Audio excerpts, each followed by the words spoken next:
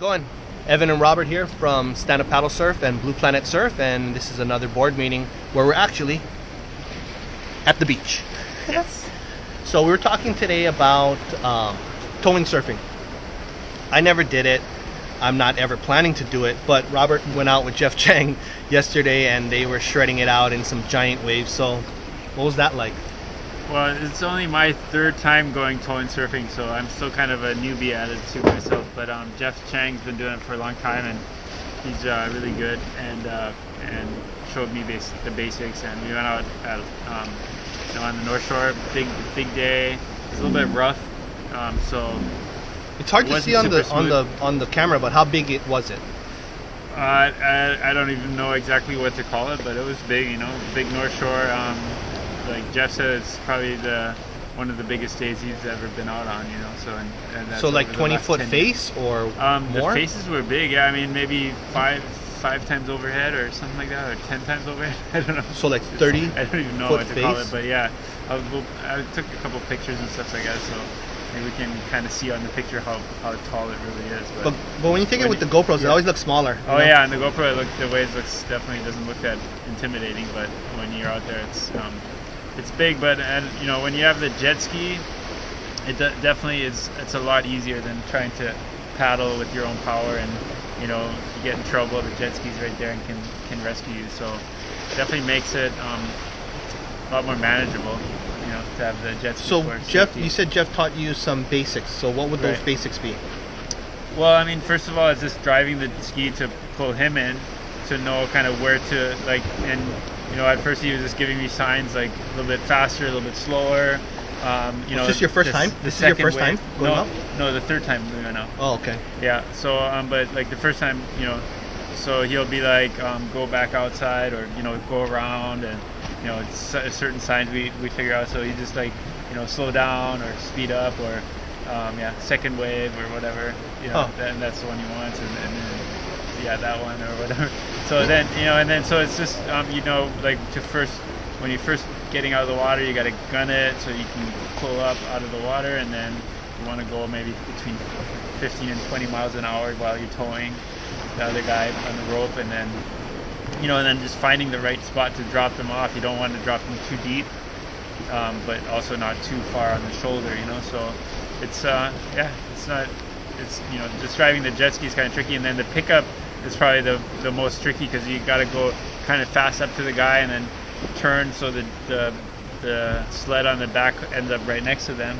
They can jump on and then go, and then you go, So, and sometimes it's like there was one time when there was a wave breaking right behind me. It doesn't look that close on the GoPro, but it's really if we had waited a couple more seconds, then we would have been in the white water. And then once the ski rolls or whatever, then that's also a situation you don't want to get into yet. So. One thing that people might not notice or might not know is that the bigger the wave is, the faster it moves. Right. So you got a giant wave coming, could be going 40 miles per hour. A couple seconds is that thing's booking it. Yeah.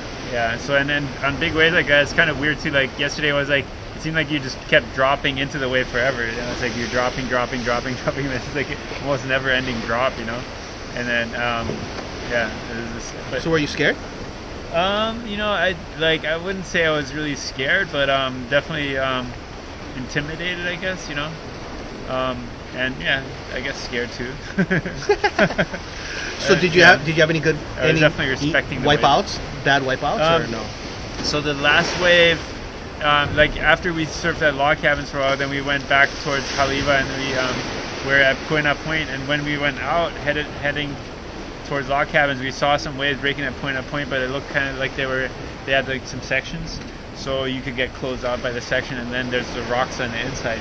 So like we'll leave that alone for now. There's no one else towing in there too, but the waves look kind of cleaner and bigger maybe than the log cabins actually, or I don't know about bigger, but they looked really good, so on the way back we were like, oh, let's check it out, and it had dropped a little bit from earlier, but Jeff told me into a couple, and then I got on a good one, and I didn't, like Jeff told me, oh, you got to kick out early, before you get too close to the inside, but it just kind of, I just kept riding it, and then all of a sudden it was like closing out on me, I couldn't couldn't kick out, so I had to straighten out. The wave broke behind me, and then I kind of got pulled down. I let go of the board, and then because you're in straps, right? Yeah, strapped Right. in, but the wave was caught up with me, the whitewater, and I just didn't really get a good breath of air either, because I was kind of got water in my face and stuff, and then so it pulled me down pretty deep, and I just tried to relax and then swam back for the surface. And with the flotation vest, it's pretty easy to get back up, And then luckily Jeff was like right there as I got up. He was just like maybe 20 feet away. Came over with the jet ski. I jumped on, and he shot out of there. And because we're already getting pretty close to the rocks there, and the whitewater is just pushing you into those rocks. The board was. We saw the board, but then Jeff went out, to get away from the next wave. And then when we came back, we couldn't find the board. It was already too close to the rocks, So then we ended up having to go into the bay at Point Up Point there at Little Beach. He dropped me off, and I went up to the point, and then the board had just gotten washed into like these tide pools on the inside of the rocks. So it wasn't damaged? It was damaged, yeah. It was like all scratched up. But those.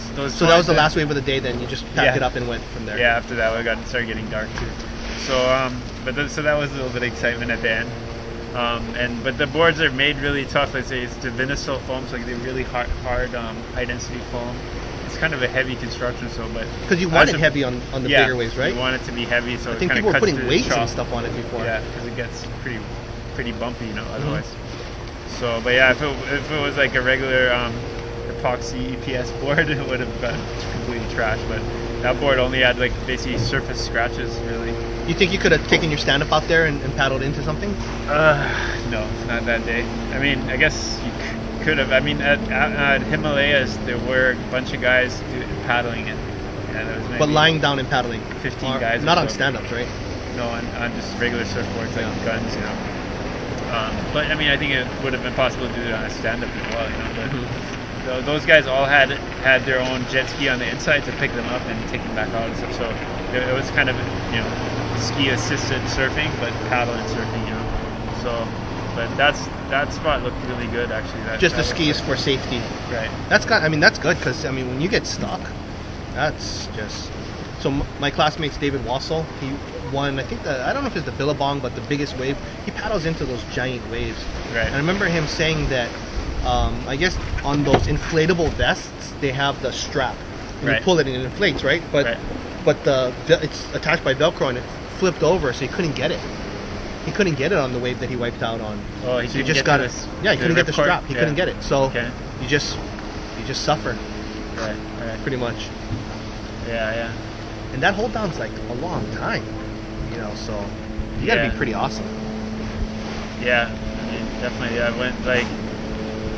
But yeah, like I said though, having the jet ski is kind of a game changer, Like if you get pounded and held down, and then you come back up and you get pounded by like multiple waves and you get dragged underwater and stuff, it's kind of different than coming up and then boom, you get picked up right away. It's almost like too when with your jet ski partner that it's like this crazy kind of love. It's like this harmony, right? Because you have to be in harmony. You have to have the right line tension. You're communicating without talking to each other. There's this interesting harmony going on. It's kind of cool. Yeah, it's kind of something you have to develop over time, I guess. It's like a sixth sense almost. Yeah. So I'm still kind of developing that with Jeff. I mean, right now I'm still kind of probably like not dropping him in the right place and not doing exactly what he wants me to do, but kind of getting better at it. Yeah, I mean that's how you learn, right? Yeah. Learning by doing mistakes, I guess too. It's cool. Yeah. So this is a giant swell right now on the North Shore. It's it's the biggest of the season, but one of the biggest we've ever had. They were thinking about running the eddy, but they didn't because of the tide. So yeah, I think at least for you the guys eddy got they some need of this. like multiple days too, and then I think today they're calling for like northerly winds, but I think this morning is probably good out there too. But yeah, I mean I think also because it's like the El Nino year or something. Like that's what Jeff was saying too. It's never had that many good days in in that early in the season already. So yeah, this if you take like a 1 year period, there's been just awesome waves almost the whole time. Yeah, it's kind of an South Shore's been good, the North unusually Shore's been good good. Everybody's kind of mellow because there's a lot of waves. Yep. It's like in North Carolina, you kiteboard. Did you go windsurfing in North Carolina? So Cape Hatteras, are you familiar? Yeah. where they have the cape, right? And then it's just the sound, which is the inland water. It's like waist high and it's really warm, and you can just go kind of anywhere. So I remember, like, over here you'd wait for good days and so on, but up there guys were like playing Xbox. It was like unreal conditions. They're like playing Xbox. I'm like, dude, you guys not going on? Like, doesn't matter, because it's like that every day. So it didn't matter. The wind. Yeah. Yeah. The wind was like a fan at like 30 miles per hour every day, so they didn't care. They were just playing Xbox all day. So the reason I said that is because we've had great waves, so people are mellowing out. Right.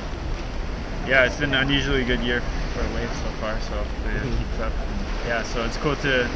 The one thing about towing in is that you have to be ready to go whenever it's good, And then I guess Jeff's kind of, he checks the buoys, and like you can see the buoys that are like where the swell's like 12 hours out, so you can see exactly when it's going to peak and when it's going to start to drop. Well, you're lucky too, because And, Jeff is a Stanford trained engineer. Yeah. So.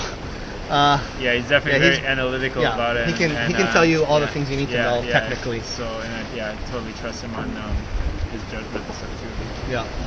Okay, that was a cool discussion. So thanks so much for joining us on another board meeting. I'm Evan. I'm Robert. And please give us a thumbs up. Please subscribe down below if you have not subscribed yet. And join us on our websites at StandUpPaddleSurf.net and BluePlanetSurf.com.